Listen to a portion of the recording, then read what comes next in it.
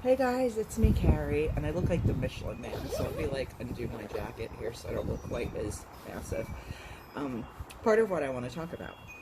We haven't done just a shooting the shit video in a while, and I figured I'd fill you guys in on how I've been feeling lately, because I know these videos are sometimes relatable and make people feel like they're not the only ones struggling. Believe me, you are not the only ones struggling. I promise you that.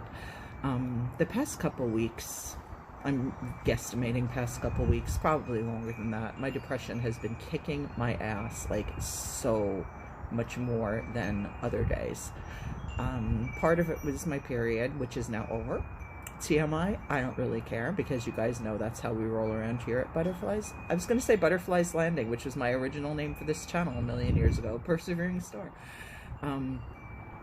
Yeah, I've been really in a dark place. I've been just, I don't know, feeling really gross and fat and eating like there's no tomorrow. Today I walked about 6,500 steps so far, and it's like 11, I think. Yeah, 11-ish. And I'm proud of myself for that. It's cold, but it's not raining today, so I was able to get out. Yesterday was raining and crazy and weird and not a good day to be outside.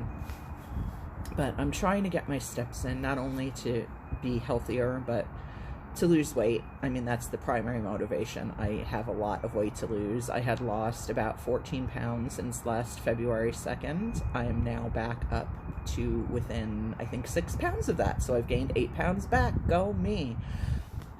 Not happy at all about that.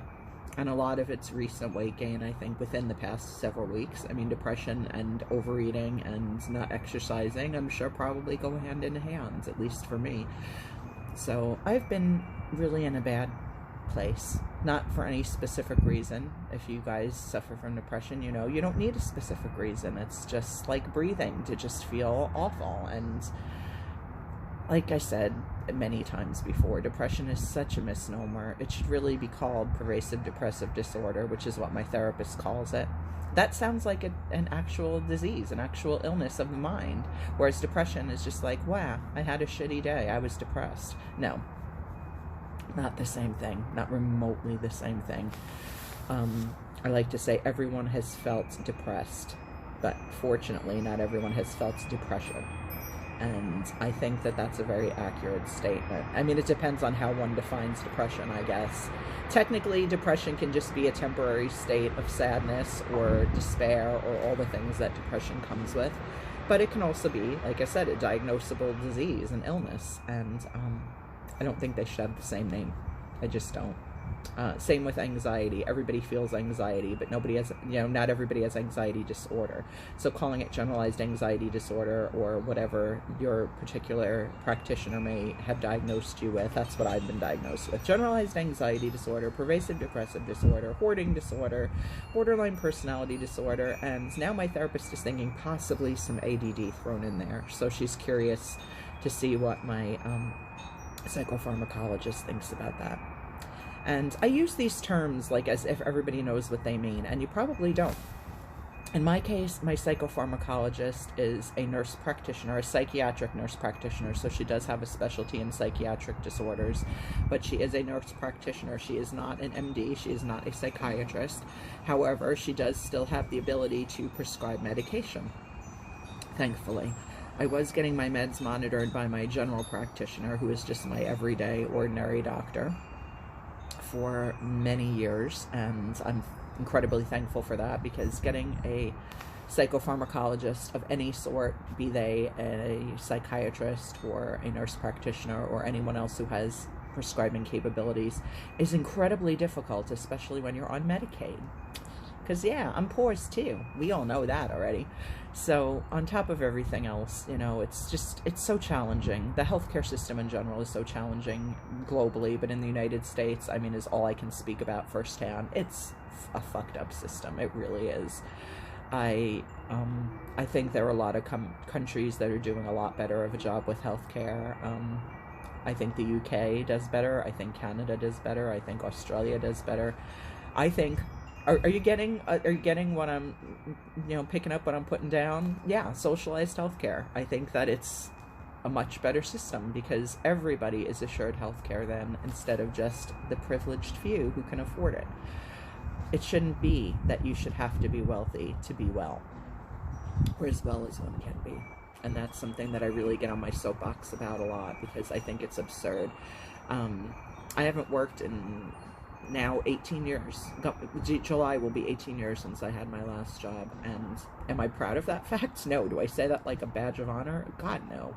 It's humiliating, and I hate it, and it makes me feel ashamed, but it beats the alternative of going to a job where I'm, drinking alcohol in the ladies' room out of a water bottle, hiding on a toilet seat because I can't face my customers. Yeah, might have been through that at my last job, maybe. And I attempted a job after that for a couple days and wanted to kill myself every day. And it was only training until the last day. I only made it 4 days, and I was like, nope, not going back. Not even going to call them to tell them I'm not coming back. I'm just going to be a no call, no show. I just can't fucking do it. And that's not me. I'm accountable for things. Normally I would call and say, I'm sorry, it's just not working out, yada, yada, yada. The worst part is I ended up going back because I had to go back to get my paycheck for the 4 days I made it through. And I also had to go back because I had bought a stupid combination lock that I put on my locker. And it was like the principle of the thing. I wanted my lock back. It ended up getting tossed in the trash when we moved, but it was the principle, So... yeah, sometimes I get stuck on principles of things and don't actually see the forest for the trees and, distinguish the big picture from the little unimportant things. But yeah, I'm in a bad place. I'm on the upswing, I say with cautious optimism, because I actually did get out and walk today. I'm dressed. I didn't shower, which is why my hair is pulled back, because it's gross. And I just didn't feel like it. It's not so much I didn't feel like showering, it's like the aftermath of a shower in the wintertime. It's like when you have long hair and you have to blow dry it and deal with all that crap because it's cold. It's just extra. I mean, I don't know. Wah.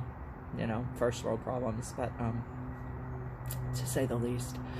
But I don't have a particular thing that's upsetting me. I mean, I have several things that are upsetting me. Some are mine, some are not mine, so I'm not going to share those, obviously, that are not mine to share. But I have a lot on my mind, thinking about people that I love and worrying and being concerned. And I know none of that does any good, because if you can't change it, why even think about it? But that's where I live. Like, that's where I live, in the place of constantly worrying about things that cannot be changed. And the things that can be changed, I don't generally have the courage to change. So talk about the freaking serenity prayer being relevant to people who are not necessarily alcoholics or addicts.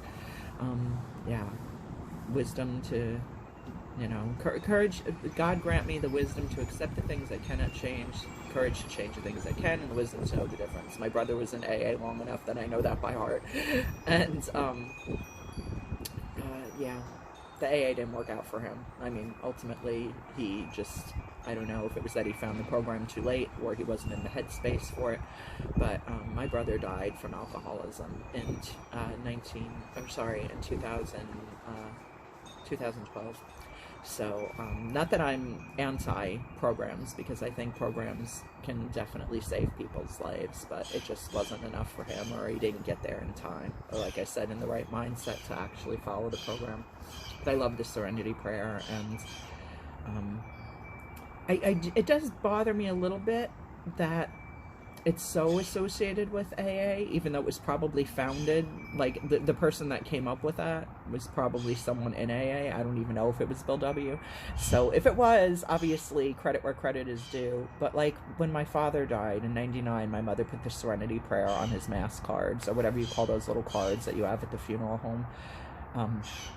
And I just thought, oh, great, now everybody's going to assume my father was an alcoholic, because what do people associate with the Serenity Prayer? But I don't think it should be just for that.